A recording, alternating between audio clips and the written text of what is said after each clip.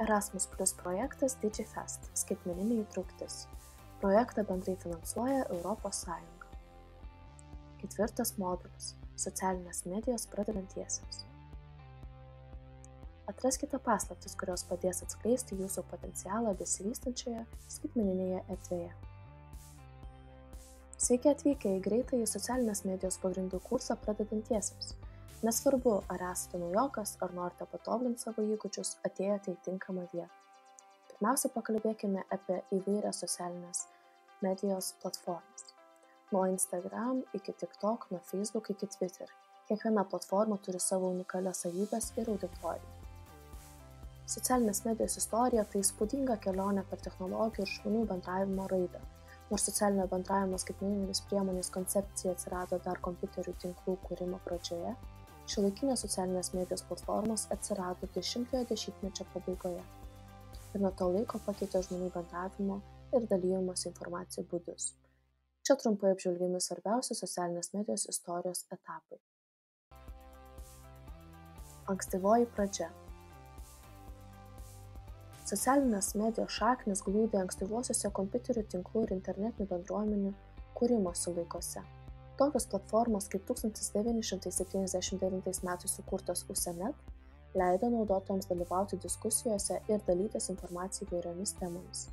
8-ajame dešimtmetyje ir 9-ojo dešimtmečio pradžioje skelbimų platformos palengvino naudotojų keitimąsi žinutėmis ir failais internete. Friendster. 2002 metais pradėjusi veikti Friendster sulaukė didelio populiarumo kaip vienas pirmųjų šiuolaikinių socialinių tinklų.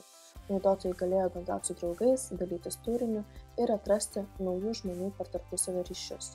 Tačiau dėl techninių problemų ir kitų platformų konkurencijos 2000-ųjų viduryje ji ėmė nykti. MySpace. 2000-ųjų viduryje MySpace tapo dominuojančia socialinių tinklų platforma, pritraukusi milijonus vartotojų visame pasaulyje. Joje buvo galima susikurti naudotojo profilį, transliuoti muziką ir kurti tinklaraščius.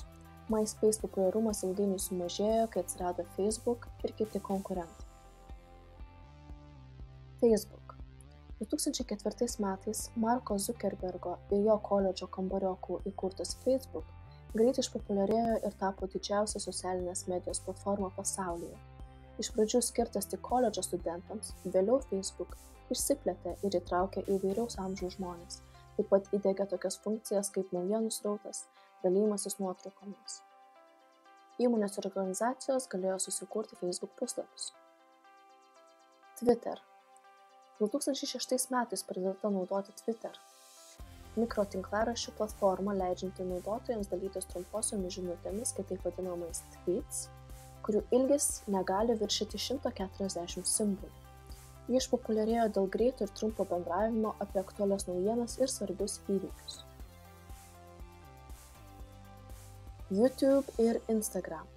Nors tai nėra tradicinės socialinių tinklų platformos, tokios platformos kaip YouTube, kur galima dalintis vaizdo įrašais, ir Instagram, kur galima dalintis nuotraukomis ir vaizdo įrašais, padarė didelę įtaką socialiniai medijai. YouTube leido naudotojams dalytis ir atrasti vaizdo įrašų turinį, o Instagram išpopuliarino pasakojimą per vizualus. Snapchat ir TikTok. Snapchat pristatė naujieną, kai turinys po tam tikro laiko išnyksta. Ji taip pat išpopuliarino tokias funkcijas kaip istorijos ir papildytos realybės filtrai. TikTok pradėjusi veikti 2016 metais tapo pasauliniu fenomenu dėl savo trumpo formato vaizdo įrašų turinio ir algoritmais valdomo turinio srauto. Šiuolaikinės tendencijos. Socialinės medijos ir toliau vystosi kartu su naujomis technologijomis, tokiomis kaip virtualioji realybė, papildytoji realybė ir dirbtinis intelektas. Nuolat atsiranda naujų platformų ir funkcijų, kurios lemia tai, kaip žmonės bendrauja, vartoja turinį ir bendradarbiauja su prekių ženklais bei bendruomenėmis internete. Apskritai socialinės medijos istorija atspindi nuolatinę skaitmeninio bendravimo evoliuciją ir didžiulį jos poveikį visuomeniai, kultūrai ir tarpusavio bendravimui. Socialinių medijų platformų skirtumai. Facebook išlieka viena plačiausiai naudojamų socialinės medijos platformų visame pasaulyje. Nors jo naudotojų bazė yra įvairi, Facebook vis dar traukia jaunesnius naudotojus, ypač norinčius bendrauti su draugais ir šeima, jungtis prie grupių ir atrasti turinį. Instagram yra labai populiarus tarp jaunesnių demografinių grupių dėl savo vizualinio pobūdžio ir originalumo puoselėjimo. Jaunimas naudojasi Instagram, kad dalytųsi nuotraukomis ir vaizdo įrašais, išreikštų save per vizualinį pasakojimą ir atrastų draugų, įtakingųjų asmenų ir prekių ženklus. Tokios Instagram funkcijos kaip Stories, Reels ir IGTV siūlo įvairius būdus bendrauti su sekėjais ir kurti turinį. Socialinės medijos yra aktyvūs vartotojai nuo 2004 iki 2024 metų.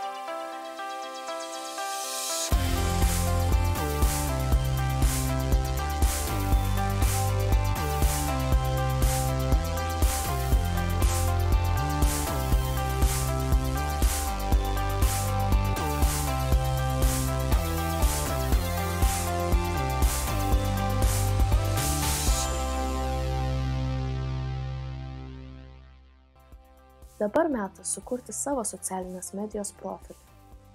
Pasirinkite savo asmenybę ar prekės ženklą atspindintį vartotojo vardą ir nepamirškite įkelti profilio ir viršelio nuotraukas.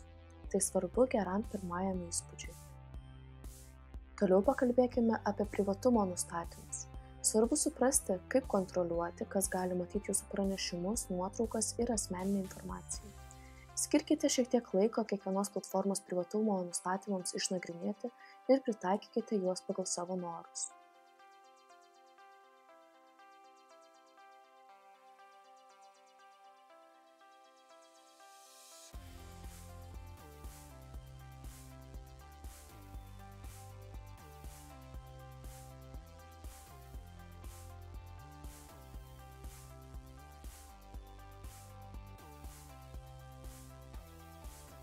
Rašydami įrašus nepamirškite naudoti grotažymių, kitaip vadinamų hashtagų ir antraščių, kad jūsų įrašai būtų lengviau aptinkami. Grotažymės padeda naudotojams rasti su konkrečiomis temomis susijusių turinį, o antraštės jūsų įrašams suteikia asmeniškumą. Atlikite atitinkamų hashtagų paiešką. Prieš naudodami juos ištirkite populiarius ir svarbius hashtagus jūsų nišai. Tokie įrankiai kaip Hashtagify, RightTag arba socialinės medijos analizės platformos gali padėti nustatyti tendencingus ir tinkamus hashtagus. Būkite konkretūs ir tikslingi. Naudokite hashtagus, kurie būdingi jūsų turiniui ir auditorijai. Bendriniai ir labai populiarūs hashtagai gali pritraukti didesnę auditoriją, tačiau jai nebūtinai bus įdomus jūsų kuriamas turinys. Socialinės medijos tai bendravimas su kitais, todėl nebijokite bendrauti su sekėjais ir kitais vartotojais.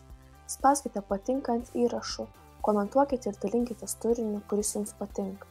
Žinoma, nepamirškite atsakyti komentarus po savo įrašais. Kalbant apie aktyvumą socialinėse medijose, yra svarbu aptarti etiketą.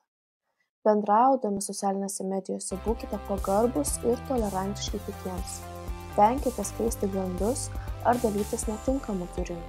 Visada pagalvokite, kokią įtaką padarys jūsų skelbiama žinutė ar nuotrauka. Atsakykite savo klausimą, kokio rezultato aš tikiuosi. Galiausiai, nuolat sekite naujausias socialinės medijos tendencijas ir atsirandančias funkcijas. Platformos nuolat tobulėja, todėl būkite smalsūs ir noriai eksperimentuokite su naujomis priemonėmis ir formatais, kad jūsų kuriamas turinys būtų kuo įdomesnis.